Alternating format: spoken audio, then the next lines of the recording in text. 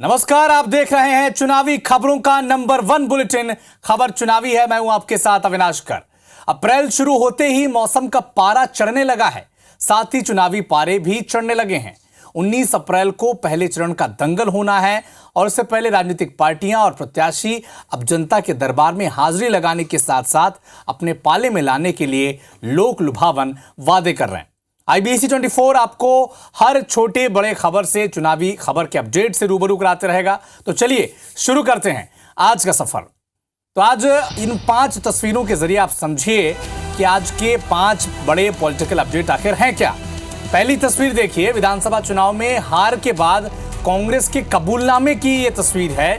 दरअसल लोकसभा चुनाव से पहले नेता प्रतिपक्ष चरणदास महंत ने यह कहा है कि भूपेश बघेल के साथ साथ सभी मंत्री और खुद उनसे भी गलती हुई है, जिससे प्रदेश में कांग्रेस सरकार गिरी है।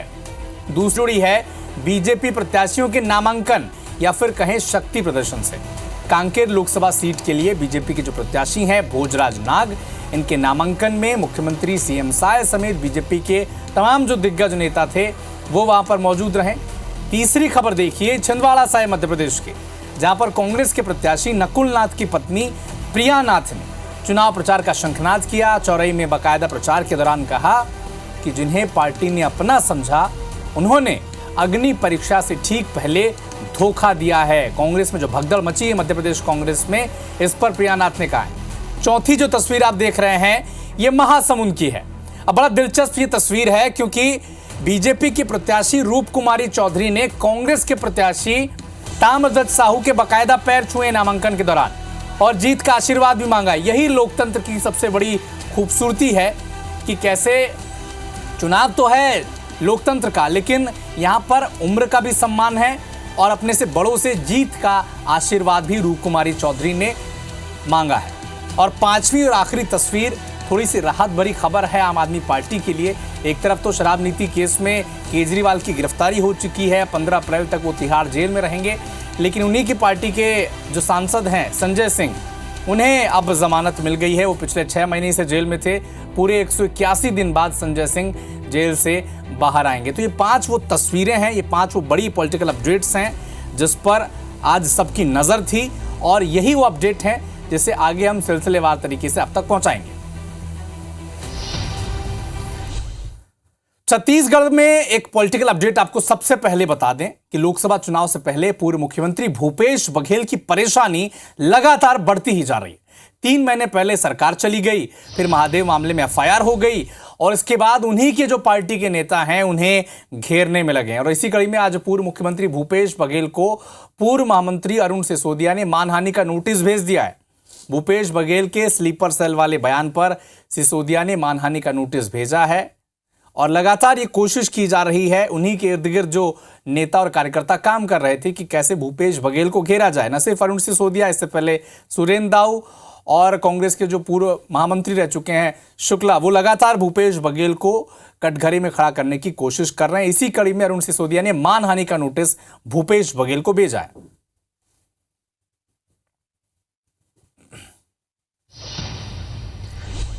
तो लोकसभा चुनाव के दूसरे चरण के लिए प्रत्याशी नामांकन भरना शुरू कर चुके हैं। सिलसिला शुरू हो चुका है। आज बीजेपी के कांकेर और महासमुंद प्रत्याशी ने नामांकन दाखिल किया। महासमुंद में बीजेपी के प्रत्याशी रूप कुमारी चौधरी, तो बीजेपी के कांकेर प्रत्याशी भोजराज नाग की रैली में आदिवासी परंपरा की झलक देखने को मिली। रैली में आदिवासी पारंपरिक मांदरू नृत्य, डांग, आंग, सिरहा बैगा के रूप में कलाकार शामिल हुए। शक्ति प्रदर्शन किया गया और बीजेपी के प्रत्याशी भोजराज नाग ने नामांकन भी दाखिल किया। इस दौरान CM Vishnudeo Sai, deputy CM Arun Sao, प्रदेश अध्यक्ष किरण देव, प्रदेश प्रभारी नितिन नवीन, मंत्री केदार कश्यप, रामविचार नेताम, विक्रम उसेंडी, लता उसेंडी, तमाम दिग्गज नेता बीजेपी के आज नामांकन रैली में मौजूद रहे। इधर राजनांदगांव में बीजेपी के प्रत्याशी संतोष पांडे ने बाकायदा मुहूर्त देखा, नामांकन का एक सेट जमा किया। 4 अप्रैल को रैली और उसके बाद जो नामांकन का दूसरा सेट वो दाखिल करेंगे। वहीं संतोष पांडे ने भूपेश बघेल पर, उनके प्रतिद्वंदी हैं राजनांदगांव लोकसभा सीट से, उन पर भी तंज कसा। ये 3 तस्वीरें देखिए, कांकेर, राजनांदगांव, महासमुंद, जहां पर बीजेपी के जो प्रत्याशी हैं उन्होंने नामांकन दाखिल किया है। कांकेर में बाकायदा आदिवासी परंपरा के मुताबिक रैली निकाली गई, उसकी झलकी वहां पर देखने को मिली। लोक कलाकार उसमें शामिल हुए और उनके पक्ष में जो कांग्रेस बीजेपी के जो दिग्गज नेता हैं, चाहे वो मुख्यमंत्री सीएम साय हो या फिर डिप्टी सीएम अरुण साव हो, रामविचार नेताम हो, देखिए आप फहरिस्त देखिए बीजेपी के नेताओं की इनके साथ कैसे साथ में खड़े हैं। और ये बताता है कि कांकेर में किस अंदाज के साथ भारतीय जनता पार्टी चुनाव लड़ रही। दूसरी तस्वीर राजनांदगांव की, जहां पर सबसे कड़ा मुकाबला माना जा रहा है। भूपेश बघेल एक तरफ अपनों से घिरे हैं तो राजनांदगांव में संतोष पांडे अपने समर्थकों के साथ नामांकन दाखिल करने पहुंचे। नामांकन दाखिल किया, एक सेट दाखिल किया, 4 तारीख को दूसरा सेट दाखिल कर देंगे। महासमुंद की जो तस्वीर है ये भी बड़ी दिलचस्प है। युवा रूप कुमारी चौधरी को भारतीय जनता पार्टी ने इस बार टिकट दिया है। ये पूर्व संसदीय सचिव रह चुकी हैं, विधायक रह चुकी हैं और महासमुंद की जिलाध्यक्ष की जिम्मेदारी निभा चुकी हैं। और इनके सामने है ताम्रध्वज साहू। और बड़ी दिलचस्प तस्वीर इस नामांकन पत्र दाखिले के दौरान भी देखने को मिली, जब बीजेपी के प्रत्याशी रूप कुमारी चौधरी ने कांग्रेस के प्रत्याशी ताम्रध्वज साहू के बाकायदा पैर छुए और जीत का आशीर्वाद भी मांगा है। तो लोकतंत्र की बड़ी खूबसूरत तस्वीर महासमुंद से भी सामने आई। और ये वो 3 तस्वीरें, एक तरफ नामांकन हो रहा है लेकिन इसके जरिए शक्ति प्रदर्शन भी भारतीय जनता पार्टी लगातार कर रही है।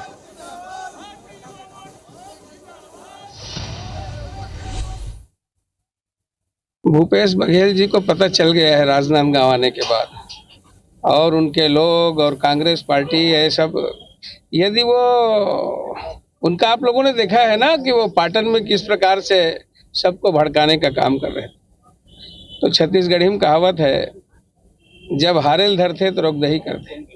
तो वही हाल यहाँ स्थिति उनके खराब है और स्थिति उनकी हार की है। इधर कांकेर दौरे पर रहे सीएम विष्णुदेव साय ने जनता को संबोधित किया। कहा कि ये चुनाव मोदी जी का चुनाव है। मोदी को तीसरी बार पीएम बनाने का आह्वान उन्होंने किया है। इसके लिए भोजराज नाग को जिताने की मांग की है। बाकायदा रैली की, जिसका जायजा लिया हमारे संवाददाता राजेश मिश्रा ने।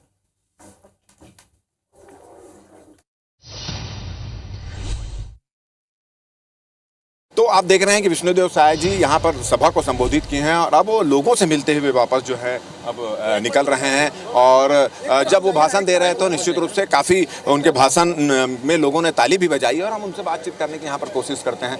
आपने कहा कि हम काम से ऐसा कर रहे हैं, कांग्रेस को बाय बाय कहने की। अब आप ही लोग बताइए कि 3 महीने में मोदी की गारंटी का हम लोग 7 वादा पूरा कर चुके हैं। एक तो 18 लाख प्रधानमंत्री आवास की स्वीकृति दे दिए हैं। 2 साल का बकाया बोनस 12 लाख से ज़्यादा किसानों का 3716 करोड़ रुपया दे दिए हैं। 21 क्विंटल प्रति एकड़ के हिसाब से धान खरीदे हैं। 3100 रुपया प्रति क्विंटल धान का कीमत दिए हैं। और अंतर की राशि जो है 24,72,000 किसानों का 13,320 करोड़ रुपया एक मुश्त देने का काम किए हैं। महतारी बंधन योजना में 70 लाख से ज़्यादा माता बहनों को 1 महीना का किस्त 655 करोड़ रुपया देने का काम किए हैं। तो है ना, ये साइंस है, सब काम हो रहा है प्रवेश करने वालों का। इस बार पूरा बाय बाय है कांग्रेस। चलिए, तो ये थे मुख्यमंत्री विष्णुदेव साय और उन्होंने जिस तरह का भाषण दिया कि जिस तरह से वो अपनी सभी घोषणाओं को साय साय पूरा कर रहे हैं, उससे ऐसा नजर आ रहा है कि इस बार कांग्रेस बाय बाय होगी। और यही बात उन्होंने भाषण में दोहराई और यही बात हमारे इंटरव्यू में उन्होंने दोहराई।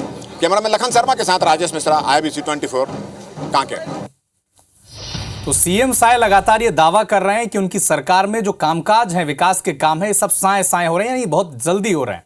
इधर कांग्रेस प्रत्याशियों ने भी आज अपना नामांकन दाखिल किया। राजनांदगांव से पूर्व मुख्यमंत्री भूपेश बघेल, महासमुंद से पूर्व गृह मंत्री ताम्रध्वज साहू और कांकेर से बीरेश ठाकुर ने भी अपना नामांकन दाखिल किया है। राजनांदगांव से कांग्रेस के प्रत्याशी भूपेश बघेल ने नामांकन दाखिल किया और इस दौरान नेता प्रतिपक्ष चरणदास महंत भी उनके साथ मौजूद रहे। बघेल ने सोशल मीडिया साइट एक्स पर लिखा कि राजनांदगांव लोकसभा के हर नागरिक के भरोसे को साक्षी मानकर आज वो नामांकन दाखिल कर रहे हैं। तो ये 3 तस्वीरें देखिए, राजनांदगांव से भूपेश बघेल, महासमुंद से ताम्रध्वज साहू, प्रभारी मंत्री भी रह चुके हैं वो महासमुंद जिले के। बीरेश ठाकुर ने कांकेर से कांग्रेस के प्रत्याशी के तौर पर नामांकन दाखिल किया है। तो ये वो 3 सीटें हैं, राजनांदगांव, महासमुंद और कांकेर, जहां से कांग्रेस पार्टी को बहुत ज़्यादा उम्मीदें हैं, क्योंकि खासकर राजनांदगांव और महासमुंद में तो कांग्रेस पार्टी ने दिग्गजों पर दांव दिया है। पूर्व मुख्यमंत्री भूपेश बघेल राजनांदगांव से चुनाव लड़ रहे हैं।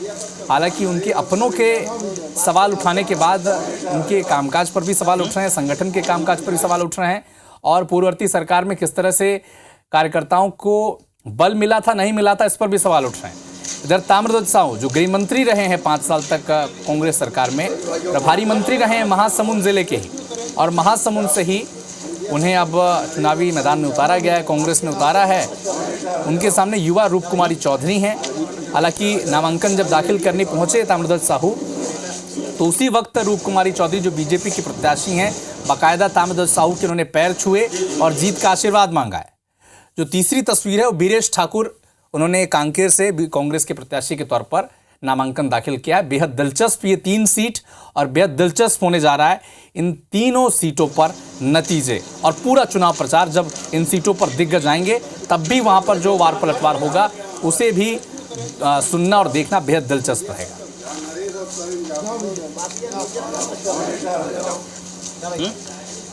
तो ये 3 तस्वीरों के अलावा जरा फोकस करते हैं एक तस्वीर पर जो लोकतंत्र की शायद सबसे खूबसूरत तस्वीर है इस वक्त की।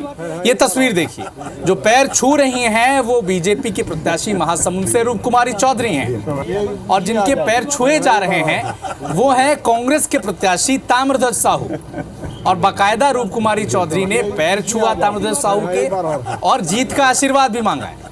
तो आज के दिन के छत्तीसगढ़ के लोकतंत्र की सबसे खूबसूरत तस्वीरों में से एक तस्वीर है, जहां पर कांग्रेस और बीजेपी के प्रत्याशी लोकतंत्र के समर में एक दूसरे के सामने तो खड़े हैं, लेकिन शिष्टाचार ऐसा कि उम्र में छोटी होने के चलते रूप कुमारी चौधरी जो बीजेपी के प्रत्याशी, उन्होंने बाकायदा ताम्रध्वज साहू के पैर छुए, आशीर्वाद मांगा और बाकायदा जीत का आशीर्वाद मांगा है।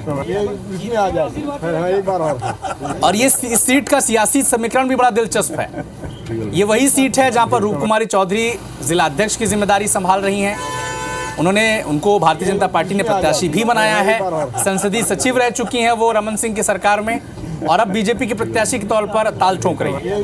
और यही वो महासमुंद की सीट है जहां पर बतौर गृह मंत्री रहते ताम्रध्वज साहू जिला प्रभारी मंत्री की जिम्मेदारी संभाल चुके हैं। तो दोनों नेताओं को भली भांति अंदाजा है इस सीट का कि यहाँ पर समर कितना दिलचस्प होने जा रहा है।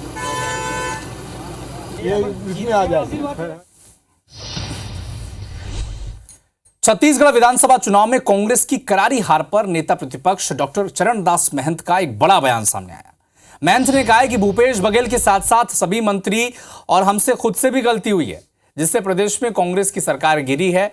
इतना ही नहीं, उन्होंने आगामी लोकसभा चुनाव को लेकर कहा है कि लोकसभा चुनाव के लिए कोरबा में अब तक कांग्रेस के पक्ष में माहौल नहीं बन पाया है। वहीं उनके इस बयान पर प्रदेश के मुख्यमंत्री ने तंज कसाए। कांकेर में सभा के बाद जब इसी पर उनसे सवाल पूछा गया मुख्यमंत्री से, तो उन्होंने कहा कि कांग्रेस में भगदड़ की स्थिति है।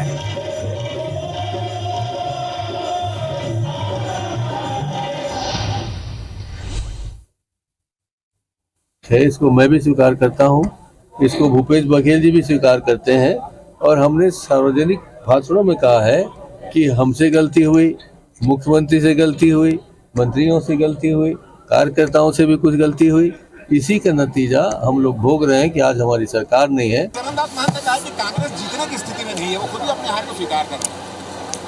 अब वो तो पूरे देश में वही स्थिति है, कांग्रेस में भगदड़ है, सब लोग कांग्रेस छोड़ के भाग रहे हैं, और हम लोग जहाँ भी जा रहे हैं, हमारे नेता जा रहे हैं, वहाँ लंबी लाइन लग रही है कांग्रेस छोड़ के भाजपा में प्रवेश करने वालों का। इस बार पूरा बाय बाय है कांग्रेस। लोरमी में प्रचार के दौरान डिप्टी सीएम अरुण साव ने बिलासपुर सीट से कांग्रेस प्रत्याशी देवेंद्र यादव पर बड़ा हमला बोला। शराब घोटाला मामले में देवेंद्र यादव की अग्रिम जमानत याचिका खारिज होने पर डिप्टी सीएम अरुण साव ने कहा कि यह मामला अब आम जनता की अदालत में आ चुका है। जनता को तय करना है कि उसे किसे चुनना है, स्वच्छ छवि के जनसेवक तोखन साहू या फिर जिन पर एफआईआर हुई है उन पर। बता दें कि कथित शराब घोटाले में भिलाई विधायक देवेंद्र यादव का भी नाम आया है, जिसमें देवेंद्र यादव के खिलाफ मामला भी दर्ज हुआ है। ऐसे में उनको बिलासपुर से प्रत्याशी बनाए जाने पर बीजेपी लगातार हर मंच से देवेंद्र यादव पर हमलावर है। देखिए, ये तो अब जनता की अदालत में ये मामला आया है। जनता को तय करना है कि किसे चुनना, स्वच्छ छवि के जनसेवक तोखन साहू को या जिन पर एफआईआर है ऐसे बाहर के प्रत्याशी देवेंद्र यादव को, ये बिलासपुर लोकसभा की जनता को चुनना है। तो छत्तीसगढ़ का समर जीतने के लिए भारतीय जनता पार्टी लगातार कोशिश कर रही है, नई नई कवायद भी कर रही है और इसी कड़ी में दिग्गज भी मैदान में आ रहे हैं। पीएम मोदी 8 अप्रैल को छत्तीसगढ़ आ रहे हैं। वे बस्तर में जनसभा को संबोधित करेंगे। प्रधानमंत्री के छत्तीसगढ़ दौरे से पहले कांग्रेस और बीजेपी में जुबानी जंग छिड़ गई है। पीसीसी चीफ दीपक बैज का कहना है कि पीएम मोदी बस्तर की जनता को झूठ बोलकर जुमलेबाजी कर जाएंगे। जनता 3 महीने में बीजेपी से त्रस्त हो चुकी है।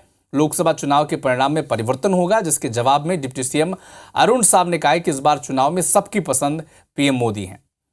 अरुण साहब ने कहा कि कांग्रेस में कौन बड़े नेता हैं ये बताएं। कांग्रेस की स्थिति देख लीजिए, न उनके पास नियत है न नीति है। सचिन पायलट राजस्थान संभाल नहीं पा रहे हैं, वो छत्तीसगढ़ में आकर क्या करेंगे।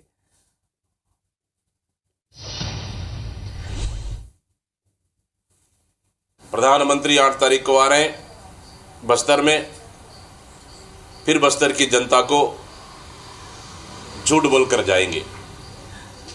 बस्तर की जनता को जुमलेबाजी करके जाएंगे, क्योंकि बस्तर की जनता भारतीय जनता पार्टी से इस 3 महीने में त्रस्त हो चुकी है।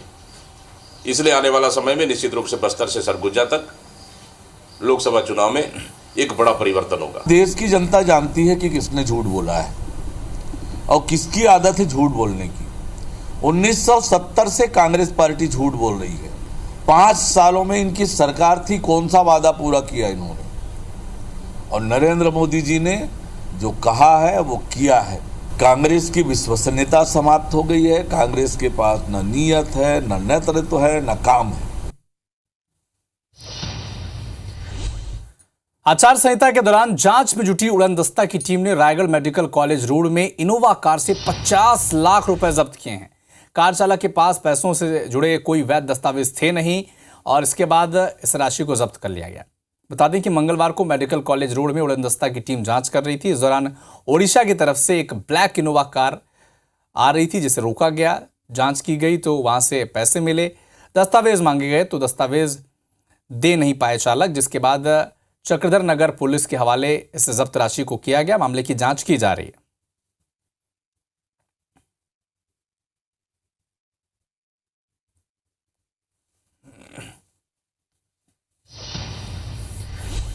लोकसभा चुनाव में मध्य प्रदेश की सबसे हॉट सीट यानी गुना शिवपुरी संसदीय क्षेत्र में उड्डयन मंत्री ज्योतिरादित्य सिंधिया चुनाव प्रचार में जुट गए हैं।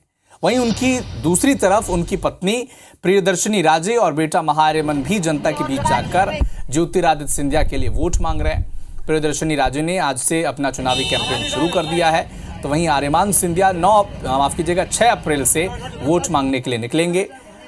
महारानी का फोकस महिलाओं पर होगा, तो बेटे आर्यमन को युवाओं को इकट्ठा करने की जिम्मेदारी मिलेगी। तो एक बार फिर से गुना शिवपुरी संसदीय सीट पर ज्योतिरादित्य सिंधिया को भारतीय जनता पार्टी ने मैदान में उतारा है और अब ज्योतिरादित्य सिंधिया की पत्नी और बेटे भी चुनावी मैदान में उतर चुके हैं। महिलाओं और युवाओं को इकट्ठा और एकजुट करने की, अपने पाले में लाने की कोशिश लगातार सिंधिया परिवार करेगा इस चुनाव में। चुनाव में हम हल्के में नहीं लेते हैं। चुनाव पूरी ताकत से लड़ते हैं और इसी का परिणाम है कि लगातार भाजपा आगे बढ़ी है। जब मोदी जी इतनी मेहनत कर रहे हैं तो भारतीय जनता पार्टी का कोई भी कार्यकर्ता पीछे नहीं है, चाहे परिवार हो चाहे हमारे घर की महिलाएं हों, सब ताकत से आगे आएंगी, आ रही हैं।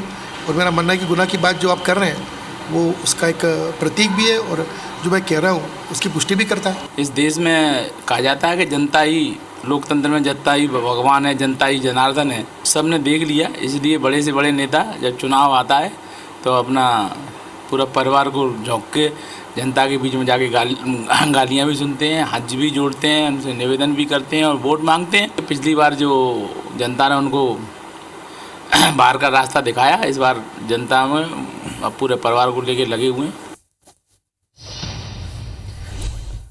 लोकसभा चुनाव के प्रचार का आज पीएम मोदी ने उत्तराखंड में शंखनाद कर दिया। उत्तराखंड के नैनीताल में पीएम मोदी ने जनसभा को संबोधित किया। विजय शंखनाद रैली में मंच से उत्तराखंड के मुख्यमंत्री भी मौजूद रहे। वहां पर पीएम मोदी ने अपने संबोधन के दौरान विपक्ष पर निशाना साधा। क्या कहा पीएम मोदी ने, सुने आप।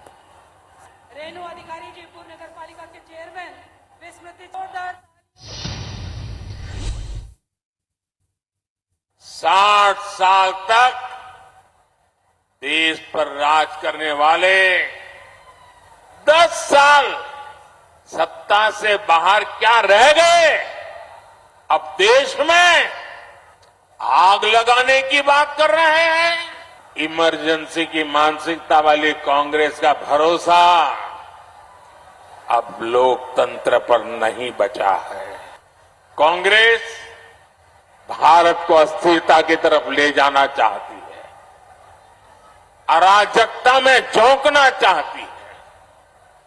कर्नाटका में कांग्रेस के एक बड़े नेता ने दक्षिण भारत को देश से अलग करने की बात कही। देश के टुकड़े करने की बात करने वालों को सजा मिलनी चाहिए कि नहीं मिलनी चाहिए? कांग्रेस तुष्टीकरण के दलदल में ऐसा धंस गई है कि कभी देश हित का सोच ही नहीं सकते। यही कांग्रेस है जो घुसपैठियों को बढ़ावा देती है। लेकिन जब भाजपा मां भारती में आस्था रखने वालों को भारत की नागरिकता देती है तो कांग्रेस को सबसे ज्यादा तकलीफ होती है।